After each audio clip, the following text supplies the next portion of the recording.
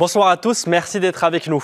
Dans les titres de ce mercredi 19 février, politique et Jean-Pierre Moore qui présentait aujourd'hui ses soutiens issus de la société civile pour les municipales, le budget du Conseil général de l'Hérault voté aujourd'hui alors que le flou entoure son avenir avec le passage aux métropoles. Et enfin, du sport et le MHR parti à la rencontre de ses supporters. Les rugbyman s'entraînaient à Lunel aujourd'hui. Jean-Luc Mélenchon est à Montpellier ce soir. Il est présent à un meeting de son parti au Zénith. Le leader du Front de gauche, également député européen du Grand Sud-Ouest, est venu apporter son soutien à Muriel Ressiguier, candidate du Front de gauche au municipal pour Montpellier. Il en a profité pour lancer quelques piques en direction des autres candidats de la gauche et notamment envers les socialistes. Écoutez. Le grand arbre est tombé à Montpellier. Vous avez la cohue socialiste d'un héritage bâclé, où on se tire la bourre, on ne sait plus très bien pourquoi faire, chacun espérant être celui qui va. Mais je leur dis à tous, le costume est trop grand pour vous. Il n'y a pas de tenue d'homme disponible à votre mesure. Maintenant, c'est une femme. Le costume est trop grand pour vous, pour chacun d'entre vous. Les chaussures sont trop grandes. Vous êtes des nains politiques en face de celui à qui vous aspirez à succéder et aussi face à celle que nous proposons. Et je vous le disais dans les titres, Jean-Pierre Moore, candidat du Parti socialiste et d'Europe Écologie Les Verts, présentait ce matin ses nouveaux colistiers, membres de la société civile. Parmi ses nouveaux alliés, entre autres, Joël Guénaud, l'ancien directeur de la police nationale à Montpellier, et Jean-Marie Sevestre, président de Soramps. Il détaille les raisons de son engagement. Au travers des différentes responsabilités que j'ai eues, j'ai traversé tous les domaines de la culture. Donc aujourd'hui, je ne sais pas si je serai à la culture. J'imagine que mes compétences elles, serviront surtout à la culture, mais je peux tout à fait être à autre chose. Et je suis quelqu'un, lorsque je m'engage, qui travaille, qui passe beaucoup de temps. L'entreprise aujourd'hui, Soramps, tourne et a des responsables. Et il me semblait que pour moi, c'était une belle fin de carrière en quelque sorte pour servir la ville de Montpellier, dans laquelle je suis depuis toujours. Donc c'était important. Après 3 jours de débat, le Conseil général votait aujourd'hui son budget pour l'année à venir dans un contexte plutôt morose entre baisse des dotations d'État et le spectre de la future métropole qui plane sur le département. Plus de détails avec Olivier Roiran. Difficile de présenter un budget quand on lutte en même temps pour sa survie face aux futures métropoles. Le département de l'Hérault affiche tout de même un budget en hausse pour 2014. 1,377 milliard d'euros, c'est 43 millions de plus qu'en 2013. Mais avec un autofinancement qui continue à s'effriter, 90 millions d'euros cette année. Alors que la réforme des cantons attise toujours la colère des conseillers généraux, les critiques vis-à-vis de l'État sont aussi financières. L'État doit normalement, nous transférant des compétences, nous transférer les ressources pour les exécuter.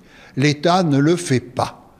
Donc il nous reste ce qu'on appelle le reste à charge au département, qui ici, par exemple, est de 150 € par tête d'habitant, alors que dans la moyenne nationale est de 66 € par tête d'habitant.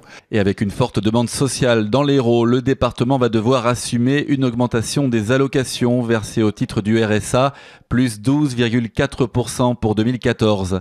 Résultat, un plan d'économie, 6% de dépenses en moins, demandé à tous les services du Conseil général, avec une stabilité des effectifs, mais aussi une baisse des investissements, près de 50 millions en moins cette année, mais un niveau qui reste élevé, 228 millions d'euros. Le département devra se serrer la ceinture, mais sans utiliser le levier de l'impôt. Il n'est pas question aujourd'hui d'augmenter la fiscalité. Les gens sont trop en souffrance, donc j'annonce que dans ce budget, il n'y aura pas d'augmentation de la fiscalité de la taxe foncière sur le foncier bâti, qui est la seule taxe que nous percevons au niveau de l'impôt.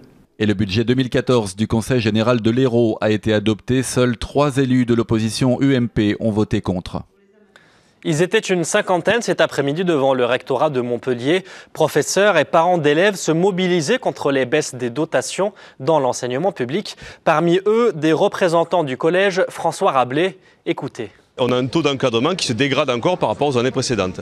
Nous avons fait un calcul simple, c'est pour revenir au taux d'encadrement de 2009, à savoir 28 élèves par classe. Alors qu'aujourd'hui nous sommes à des seuils de création à 30, il faudrait créer 130 postes dans les collèges de l'Hérault.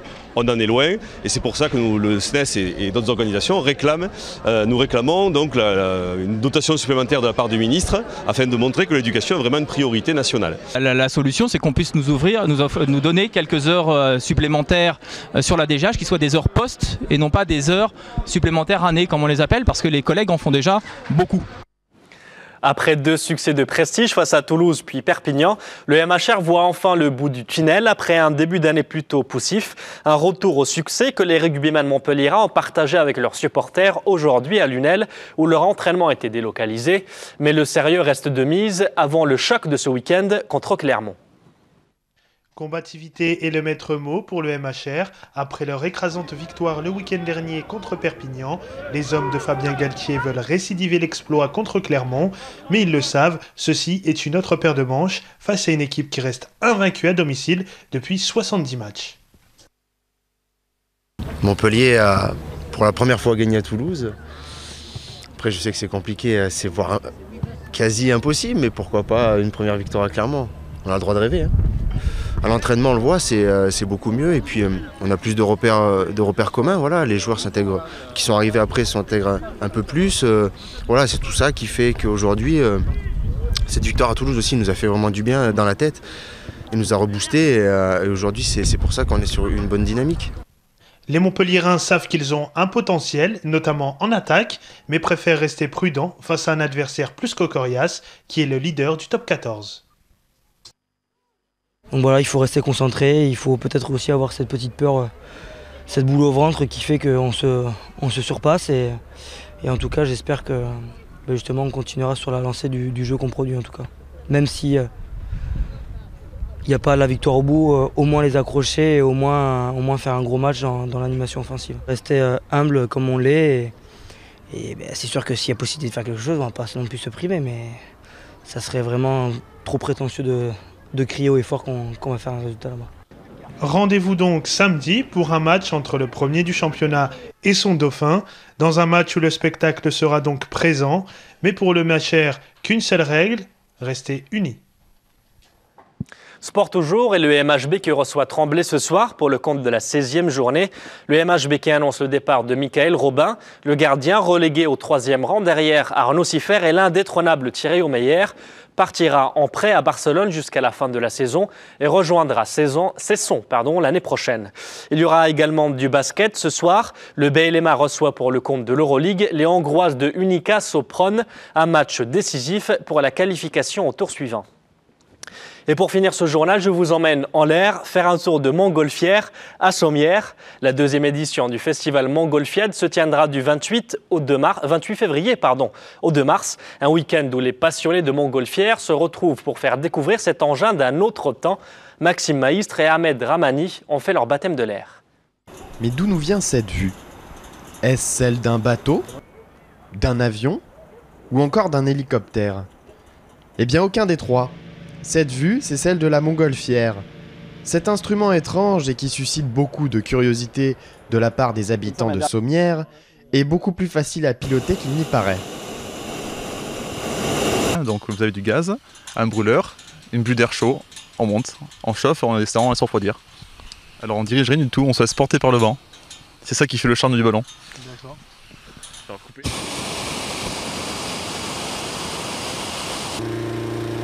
Une préparation longue et plutôt fastidieuse, mais une expérience qui en vaut le détour. C'est pourquoi un baptême de l'air est proposé à qui le souhaite pour les prochaines éditions Montgolfiade de Sommières. Ces dernières seront assurées par des professionnels et de véritables passionnés.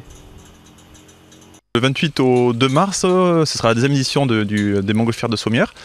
Donc là, on sera une dizaine de ballons. On s'est concerté avec tous les pilotes du coin pour faire une petite réunion entre nous. Et là, par contre, cette année, on fait venir des pilotes de Belgique qui vont venir avec une forme spéciale en tête d'Ounours. Une expérience plus contemplative qu'extrême, mais qui n'est pas gratuite. 150 € pour les adultes et 100 € pour les enfants. Avis à ceux qui auraient la tête dans les nuages, sachez tout de même éviter les arbres.